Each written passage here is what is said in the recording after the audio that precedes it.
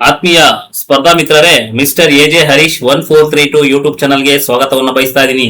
ಇನ್ನು ಯಾರೆಲ್ಲ ನನ್ನ ಯೂಟ್ಯೂಬ್ ಚಾನಲ್ ಅನ್ನ ಸಬ್ಸ್ಕ್ರೈಬ್ ಮಾಡ್ಕೊಂಡಿಲ್ಲ, ಸಬ್ಸ್ಕ್ರೈಬ್ ಮಾಡ್ಕೊಳ್ಳಿ. ಹಾಗೆ ಮೇಲೆ ಕಾಣುವ ಬೆಲ್ ಬಟನ್ ಅನ್ನ ಪ್ರೆಸ್ ಮಾಡಿ ಅಂತ ಹೇಳ್ತಾ ಸ್ಪರ್ಧಾರ್ಥಿಗಳೇ, ಇಂದಿನ ವಿಡಿಯೋವನ್ನ ಸ್ಟಾರ್ಟ್ ಮಾಡೋಣ. ಏನಪ್ಪಾ ಅಂದ್ರೆ, ಈಗಾಗಲೇ ಪ್ರಾಗೈತಿಹಾಸ ಕಾಲದ 2 ವಿಡಿಯೋವನ್ನ ಮಾಡಿದೀನಿ. ಈಗ 3ನೇ ವಿಡಿಯೋ. ಈಗಾಗಲೇ ನಾನು ಹಳೆ ಶಿಲಾಯುಗ, ಮಧ್ಯ ಶಿಲಾಯುಗ, ಈಗ ಪ್ರಸ್ತುತ ನವಶಿಲಾಯುಗದ ಬಗ್ಗೆ ನಾನು ಕ್ಲಾಸ್ ಮಾಡ್ತಾ ಇದ್ದೀನಿ ಸ್ಪರ್ಧಾರ್ಥಿಗಳೇ.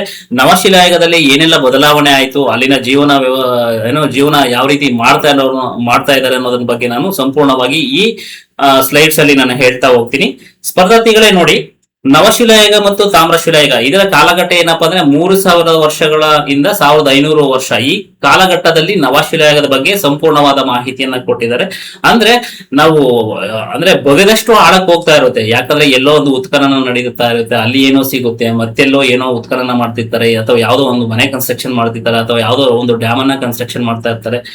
ಪ್ರತಿಯೊಂದು ಏನೋ ಒಂದು ಕುರುಹುಗಳು ಸಿಗುತ್ತೆ ಸ್ಪರ್ಧಾರ್ಥಿಗಳು. ನಮ್ಮ ಇತಿಹಾಸವನ್ನ ಬಗೆದಷ್ಟು ಆಳ ಅಂತ ಹೇಳ್ತಾರಲ್ಲ, ಆ ರೀತಿ ನಮ್ಮ ಇತಿಹಾಸವನ್ನ ತಿಳ್ಕೊಳ್ಳೋದು ಸಾಕಷ್ಟು ಇದೆ.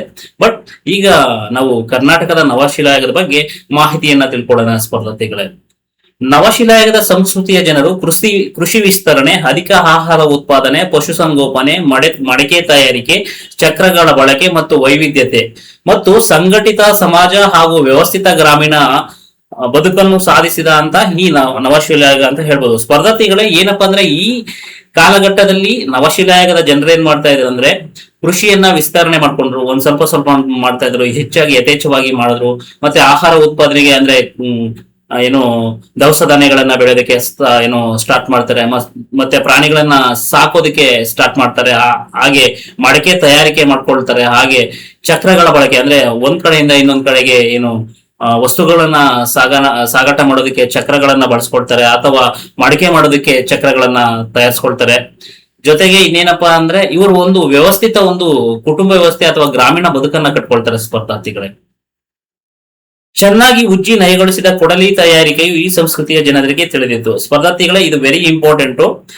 ಯಾವ ಯುಗಕ್ಕೆ ಸಂಬಂಧಿಸಿದಂತೆ ನಯವಾಗಿ ಉಜ್ಜಿ ಅಂದ್ರೆ ಕೊಡಲಿ ತಯಾರಿಕೆಯನ್ನ ಯಾವಾಗ ಪರ್ಫೆಕ್ಟ್ ಮಾಡೋದು ಅನ್ನೋದು ಅವರಿಗೆ ಪರಿಚಯ ಇತ್ತು ಅಂದ್ರೆ ನಾವು ನವಶಿಲಾಯುಗದ ಜನರಿಗೆ ಅಂತ ಹೇಳ್ಬೇಕು. ಮತ್ತೆ ಜೊತೆಗೆ ಬೆಂಕಿಯ ಪರಿಚಯ, ಕೃಷಿ ವಿಸ್ತರಣೆ, ಆಹಾರ ಉತ್ಪಾದನೆ ಇದಕ್ಕೆ ದಾರಿ ಮಾಡ್ಕೊಳ್ತು. ನೋಡಿ ಸ್ಪರ್ಧಾರ್ಥಿಗಳೇ, ನಾವ್ ಏನ್ ಹೇಳ್ತೀವಿ ಅಂದ್ರೆ, ಈಗ ಮಧ್ಯಶಿಲಾಯುಗದ ಅಂತ್ಯಕ್ಕೆ ಬೆಂಕಿಯ ಪರಿಚಯ ಇತ್ತು ಅಂತ ನಾವು ತಿಳ್ಕೊಂಡಿದೀವಿ. ಇದರ ಜೊತೆಗೆ ಕೃಷಿಯನ್ನ ವಿಸ್ತರಣೆ ಮಾಡ್ತಾರೆ, ಮತ್ತೆ ಆಹಾರವನ್ನ ಯಥೇಚ್ಛವಾಗಿ ಉತ್ಪಾದನೆ ಮಾಡೋದಕ್ಕೆ ಸ್ಟಾರ್ಟ್ ಮಾಡ್ತಾರೆ ಸ್ಪರ್ಧಾರ್ಥಿಗಳೇ. ಈ ಯುಗದ ಜನರು ಕಂದು ಮತ್ತು ಬೂದು ಬಣ್ಣದ ತೆಳುವಾದ ಮಡಿಕೆಗಳನ್ನ ತಯಾರಿಸ್ತಿದ್ರು. ಅಂದ್ರೆ ಇವರು ಚಕ್ರದ ಸಹಾಯದಿಂದ, ಅಂದ್ರೆ ಕುಂಬಾರ ಚಕ್ರದ ಸಹಾಯದಿಂದ ಏನ್ ಮಾಡ್ತಿದ್ರು ಅಂದ್ರೆ, ಬೂದು ಮತ್ತು ಕಂದು ಬಣ್ಣದ ಮಡಿಕೆಗಳನ್ನ ತಯಾರಿಸ್ತಿದ್ರು. ಅದರಲ್ಲಿ ದವಸ ಧಾನ್ಯಗಳನ್ನ ಸಂಗ್ರಹಣೆ ಮಾಡ್ತಾ ಇದ್ರು. ಜೊತೆಗೆ ದಿನನಿತ್ಯದ ಉಪಯೋಗಕ್ಕಾಗಿ ಬಳಸ್ತಾ ಇದ್ರು ಸ್ಪರ್ಧಾರ್ಥಿಗಳೇ. ನೋಡಿ, ಹಾಗೆ ಕುಂಬಾರದ ಚಕ್ರ ಪರಿಚಯ ಇತ್ತು. ಅಂದ್ರೆ ಮಡಿಕೆ ಮಾಡೋದಕ್ಕೆ ಅಂದ್ರೆ ಮೇನ್ ಕಾಂಪೋನೆಂಟ್ ಅಂದ್ರೆ ಚಕ್ರ. ಈಗ ನಾವು ಹಳ್ಳಿಗಳಲ್ಲಿ ನೋಡಿರ್ತೀವಿ, ಈಗ ಕಣ್ಮರೆ ಆಗ್ತಾ ಬರ್ತಾ ಇದೆ. ಎಲ್ಲ ಮೆಷಿನರೀಸ್ ಬಂದ್ಬಿಟ್ಟಿದೆ. ಹಳ್ಳಿಗಳಲ್ಲಿ, ಕೆಲವೊಂದು ಹಳ್ಳಿಗಳಲ್ಲಿ ಇದು ಈಗಲೂ ಇದೆ ಸ್ಪರ್ಧಾರ್ಥಿಗಳೇ. ಹಾಗೆ ಸಾಕು ಪ್ರಾಣಿಗಳಾದ ಹಸು, ಎತ್ತು, ನಾಯಿಗಳನ್ನ ಸಾಕ್ತಾ ಇದ್ರು. ಅಂದ್ರೆ ಸಾಕು ಪ್ರಾಣಿಗಳಾದ ಹಸು, ಎತ್ತು, ನಾಯಿಗಳು ಅಂದ್ರೆ ಫಾರ್ ಎಕ್ಸಾಂಪಲ್ ನೋಡಿ, ಉಳುಮೆ ಮಾಡೋದಕ್ಕೆ ಎತ್ತುಗಳು, ಮತ್ತೆ ಹಾಲು ಮತ್ತೆ ಮೊಸರಿಗೆ ಏನಪ್ಪಾ ಅಂದ್ರೆ ಹಸುಗಳನ್ನ ಸಾಕ್ತಿದ್ರು. ಹಾಗೆ ನಾಯಿಯನ್ನ ಸಾಕ್ತಾ ಇದ್ರು ಸ್ಪರ್ಧಾರ್ಥಿಗಳೇ. ಜೇಡಿ ಮಣ್ಣಿನಿಂದ ಮಾಡಿದ ಟೆರ್ರಾಕೋಟ್ಟ ಆಟಿಕೆಗಳು ಹಾಗೂ ಸಮೀಪ ಬಂಡೆಗಳ ಮೇಲೆ ಹಸು ಗೂಳಿಯ ಕಟ್ಟು ಚಿತ್ರಗಳು ಕಾಣಬಹುದು. ನೋಡಿ ಸ್ಪರ್ಧಾರ್ಥಿಗಳೇ, ಅಂದ್ರೆ ಜೇಡಿ ಮಣ್ಣಿನಿಂದ ಮಾಡ್ತಿದ್ರು. ನಾವು ಸಣ್ಣ ವಯಸ್ಸಿನಲ್ಲಿ ಆದ್ರೆ ಜೇಡಿ ಮಣ್ಣಿನ ತಂದು ಅದರಲ್ಲಿ ಬೊಂಬೆಗಳನ್ನ ಮಾಡ್ಕೊಳ್ತಾ ಇದ್ರಿ. ಈಗ ಕ್ಲೇ ಅಂತ ಬಂದಿದೆ ಮಕ್ಕಳಿಗೆ.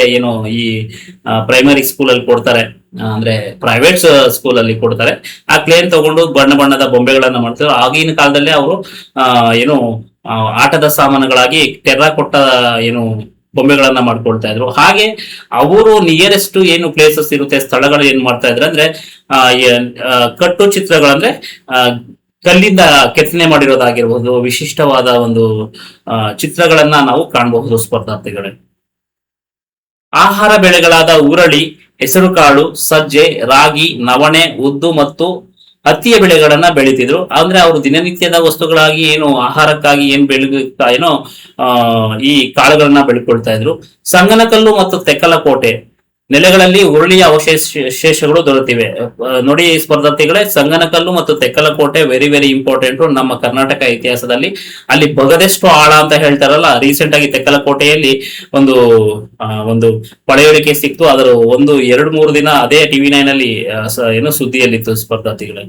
ಆ ನವಶಿಲಾಯುಗದಲ್ಲಿ ಬಳಸುತ್ತಿದ್ದ ಏನು ಉಪಕರಣಗಳು ಯಾವ್ಯಾವ ಅಂದ್ರೆ ಕೊಡಲಿ, ಬಾಚಿ, ಉಳಿ, ಸುತ್ತಿಗೆ ಕೊಡಲಿ, ಅರೆಯುವ ಕಲ್ಲು, ಕವಣೆ ಕಲ್ಲು ಮತ್ತೆ ಉಂಗುರದ ಕಲ್ಲು, ಈ ರೀತಿಯ ವಿಶಿಷ್ಟವಾದ ಏನಂದ್ರೆ ಸಲಕರಣೆಗಳು ಉಪಕರಣಗಳನ್ನ ಬಳಸ್ತಾ ಇದ್ರು.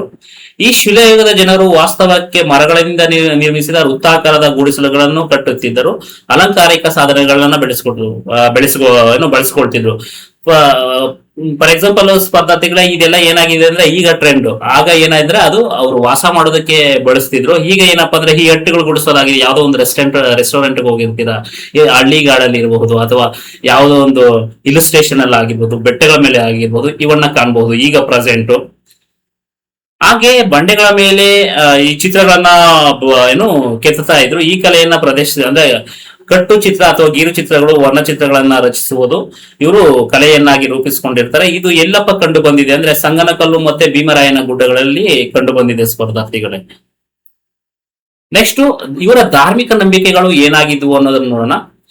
ಧಾರ್ಮಿಕ ನಂಬಿಕೆ ಮತ್ತು ಶವ ಸಂಸ್ಕಾರ ಅಂದ್ರೆ ಇವರು ಶವಗಳು ಅಂದ್ರೆ ಮನುಷ್ಯ ಸತ್ತಾಗ ಏನೆಲ್ಲ ಮಾಡ್ತಿದ್ರು, ಯಾವ ರೀತಿ ಅಂದ್ರೆ ಆಚರಣೆಗಳನ್ನ ಮಾಡ್ತಾ ಇದ್ರು ಅನ್ನೋದು ಇಲ್ಲಿ ನೋಡಬಹುದು. ಈ ಕಾಲದಲ್ಲಿ ಕನಿಷ್ಠ 3 ರೀತಿಯ ಶವ ಸಂಸ್ಕಾರ ಪದ್ಧತಿಗಳನ್ನ ರೂಢಿಯಲ್ಲಿದ್ದವು. ಇಲ್ಲಿ ಒಂದು ಕ್ವಶನ್ ಆಗುತ್ತೆ ಅಂದ್ರೆ ನವಶಿಲಾಯುಗಕ್ಕೆ ಸಂಬಂಧಪಟ್ಟಂತೆ ಶವ ಸಂಸ್ಕಾರವನ್ನ ಯಾವ ರೀತಿ ಮಾಡ್ತಾ ಇದ್ರು, ಎಷ್ಟು ವಿಧವಾಗಿ ಮಾಡ್ತಿದ್ರು ಅನ್ನೋದು ಒಂದು ಕ್ವಶನ್ ಆಗುವ ಸಾಧ್ಯತೆ ಇರುತ್ತೆ. ಒಂದನೇದು ಬಂದು ಶವವನ್ನ ಹೂಳುವುದು, ಅಸ್ಥಿಗಳನ್ನು ಸಂಗ್ರಹಿಸಿ ಸಂಸ್ಕಾರ ಮಾಡುವುದು, 4 ಗುಡಾಣಗಳಲ್ಲಿ ಶವಗಳನ್ನು ಹೊಂದಿಸಿ ಸಂಸ್ಕಾರ ಮಾಡುವುದು. ಸ್ಪರ್ಧಾರ್ಥಿಗಳೇ ನೀವು ನೋಡಬಹುದು, ಶವಗಳನ್ನ ಅಂದ್ರೆ ದಕ್ಷಿಣ ದಿಕ್ಕಕ್ಕೆ ತಲೆಯನ್ನ ಹಾಕಿ ಉಳ್ತಿದ್ರು. ಆಗ್ಲಿಂದನೂ ಅದೇ ಪದ್ಧತಿ ಬಂದಿದೆ, ಈಗ್ಲೂ ಅದೇ ರೂಢಿಸ್ಕೊಂಡಿದ್ದಾರೆ. ಹಾಗೆ ಅಸ್ಥಿಗಳಂದ್ರೆ ಅಂದ್ರೆ ತಮ್ಮ ಮೂಳೆಗಳನ್ನ ಸಂಗ್ರಹಿಸಿ ಏನ್ ಮಾಡ್ತಾರೆ ಅಂದ್ರೆ ಅದನ್ನ ಶವ ಸಂಸ್ಕಾರ ಮಾಡ್ತಾರೆ. ಅಥವಾ ಬೂದಿಯನ್ನ ತಗೊಂಡು ಮತ್ತೆ ಸುಟ್ಟಂತಹ ಇದನ್ನ ಮಾಡಿ ಶವ ಸಂಸ್ಕಾರ ಮಾಡೋ ಪದ್ಧತಿಯನ್ನ ರೂಪಿಸ್ಕೊಂಡಿದ್ದಾರೆ. ಹಾಗೆ 4 ಗುಡಾಣಗಳು ಅಂದ್ರೆ ಈ ಇದೆಯಲ್ಲ, ಮಡಕೆಗಳನ್ನ ಅಲ್ಲಿ ಇಟ್ಟು ಶವ ಸಂಸ್ಕಾರ ಮಾಡೋದು ಒಂದು ಪದ್ಧತಿ ಆಗಿತ್ತು ಸ್ಪರ್ಧಾರ್ಥಿಗಳೇ. ಹಾಗೆ ಈ ಸಂಸ್ಕೃತಿಯ ಜನರು ಮೆಡಿಟರೇನಿಯನ್ ಮತ್ತು ಪ್ರೋಟೋ ಅಸ್ಟಾಯ್ಡ್ ಜನಾಂಗದವರಾದಿದ್ದಂತೆ ಕಂಡು ಬರುತ್ತೆ. ಅಂದ್ರೆ ಏನಂದ್ರೆ ಈ ಜನರು ಯಾವ ರೀತಿ ಅಂದ್ರೆ ಮೆಡಿಟೇರಿಯನ್ ಮತ್ತು ಪ್ರೋಟೋ ಅಸ್ಟಾಯ್ಡ್ಸ್ ಅಂತ ಇದ್ದಾರಲ್ಲ, ಆ ರೀತಿಯ ಜನಾಂಗದಂತೆ ಕಂಡು ಬರ್ತಾರೆ ಸ್ಪರ್ಧಾರ್ಥಿಗಳೇ. ಹಾಗೆ ನೋಡಿ ಸ್ಪರ್ಧಾರ್ಥಿಗಳೇ, ವೆರಿ ಇಂಪಾರ್ಟೆಂಟ್ ಇನ್ನು ಕ್ವಶನ್ಸ್ 5 ಕ್ವಶನ್ಸ್ ಇದೆ.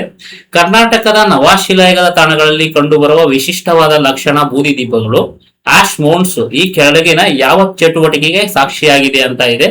ನೋಡಿ ಸ್ಪರ್ಧಾರ್ಥಿಗಳೇ, ದನಗಾಹಿಗಳು, ಕಾಲೋಚಿತ ಶಿಬಿರಗಳು ಮತ್ತು ಸಗಣಿ ಸುಟ್ಟ ಅವಶೇಷಗಳು ಅಂತ ಆನ್ಸರ್ ಇದೆ. ಇಲ್ಲಿ ನೋಡಿ, ಶವ ಸಂಸ್ಕಾರದ ತಳಗಳು, ಕಬ್ಬಿಣವನ್ನು ಕರಗಿಸುವ ಕಾರ್ಖಾನೆಗಳು, ದನಗಾಹಿಗಳ ಕಾಲೋಚಿತ ಶಿಬಿರಗಳು ಮತ್ತು ಸಗಣಿ ಸುಟ್ಟ ಅವಶೇಷಗಳು, ಮತ್ತೆ ಕುಂಬಾರಿಕೆಯ ಪ್ರಮುಖ ಕೇಂದ್ರಗಳು ಅಂತ ಇದೆ. ಇದರಲ್ಲಿ ಆನ್ಸರ್ ಬಂದು ದನಗಾಹಿ, ಕಾಲೋಚಿತ ಶಿಬಿರಗಳು ಮತ್ತು ಸಗಣಿ ಸುಟ್ಟ ಅವಶೇಷಗಳು ಸ್ಪರ್ಧಾರ್ಥಿಗಳೇ. ಹಾಗೆ ಮುಂದಿನ ಪ್ರಶ್ನೆ ನೋಡೋಣ. ದಕ್ಷಿಣ ಭಾರತದಲ್ಲಿಯೇ ಅತ್ಯಂತ ಹಳೆಯದಾದ ಮತ್ತು ಪ್ರಮುಖವಾದ ಬೂದಿ ದಿಬ್ಬ ಕಂಡು ಬಂದ ಕರ್ನಾಟಕದ ಪ್ರಸಿದ್ಧ ನವಶಿಲಾಯುಗದ ತಾಣ ಯಾವುದು ಅಂತ ಕೇಳಿದರೆ ಸಂಗನಕಲ್ಲು, ಬಳ್ಳಾರಿ. ಅವ್ರ ಆಪ್ಷನ್ ಬ್ರಹ್ಮಗಿರಿ, ಚಿತ್ರದುರ್ಗ. ನೋಡಿ ಸ್ಪರ್ಧಾರ್ಥಿಗಳು, ಇಲ್ಲಿ ಯಾವ ರೀತಿ ಕೇಳ್ತಾನೆ ಅಂದ್ರೆ ಒಂದ್ ಕಡೆ ಪ್ಲೇಸಸ್ ಕೇಳ್ತಾನೆ ಮತ್ತೆ ಒಂದೊಂದ್ ಕಡೆ ಜಿಲ್ಲೆ ಕೇಳ್ತಾನೆ. ಇಲ್ಲ ಅದೇ ರೀತಿಯದೇ ನೋಡಿ, ಬ್ರಹ್ಮಗಿರಿ ಮತ್ತೆ ಚಿತ್ರದುರ್ಗ, ಸಂಗನಕಲ್ಲು, ಬಳ್ಳಾರಿ, ಹಳ್ಳೂರು, ಹಾವೇರಿ, ಟಿ ನರಸೀಪುರ, ಮೈಸೂರು. ಇದರಲ್ಲಿ ಯಾವ್ದಿದೆಯಾ ಅಂದ್ರೆ ಆನ್ಸರ್ ಬಂದು ಸಂಗನಕಲ್ಲು ಮತ್ತೆ ಬಳ್ಳಾರಿ. ಮುಂದಿನ ಸ್ಲೈಡ್ ಹೋಗೋಣ.